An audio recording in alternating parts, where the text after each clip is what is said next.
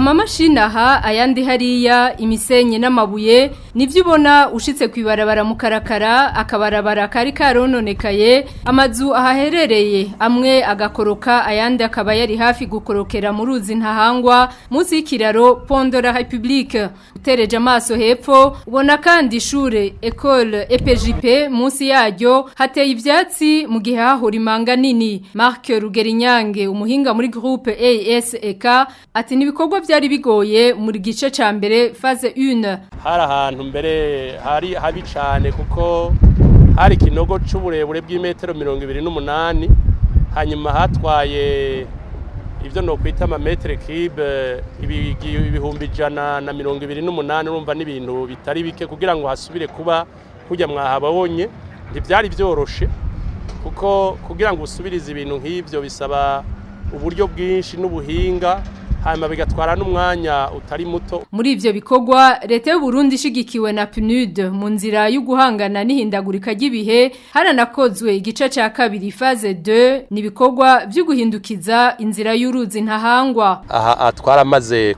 gufurira ikinogo cari kihari amazi twara yakatishije ubu naho rero tugeze mu bikorwa byo kubaka impome z'amagabiyo izo nazo nyene ziriko ziregera ku nsozo naho imvura yaduciriyemwo turiko turakora ibishoboka byose kugira ngo bihere hakiri kare.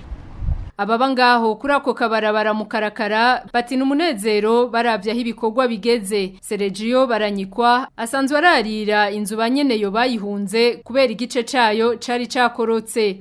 Bimutse kubera imanga yabateye ngaha babona ko bagira ubwoba kubera inzu babona ko umenga igombe igwe efo kandi hari n'igisigarira cyasigaye cyaho ababoyi bategerezwa kurara bacha baragenda rero kuba baraba ahandi hantu ariko amaganya akabatera ati ahantu ntitubona ubugene bazoshobora ubugene leta izoshobora kuhakora neza kweri none Imana turabona ikiri kirakora ngaha kugira ubu rero umutima uri kuraja hamwe vraiment kugira ngo baze bagaruke bararyohewe cyane. Joseph Ngoti nawe amaze imyaka 12 abangaho kuri Avenue mu Karakara ati bikorwa aho bigeze ni ivyo gushima. Turashima ntoraba.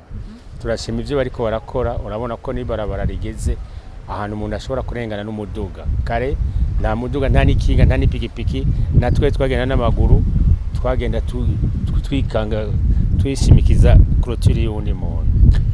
Ushoboye kunezerwa kubaho akaryoherwa ni inzu ya mbere ni ya kabiri yo yari imaze kugenda ubu rero ko mwabonye ko babikaze neza biriko biraza ndetse ko imvura yaguye ikabomora hamwe mu hari hamaze gukogwa ibikorwa ngo byari bigeze ku rugero rwa 75% nkuko Marc Rugerinyange abivuga. Igihe imvura itazri bwatwononere twari tugeze ku ntambwe y'ibice 75% yaradusubije inyuma gatoyi kuko ubu unovuga ko ibyo bice 15% yabikuye ko ariko turiko turakora ibishoboka byose kugira ngo umwanya watakaye dusubire kunoba. Abamaze kubona ukungene ibikorwa ku gice ca mbere n'ica kabiri bikozwe baranasaba yuko igice ca Mugoboka uciye kuri Avenue Sanzu muri Mutanga Sud byokorwa kuri ugo ruzi ntahangwa ngo kuko naho nyene habangamiwe.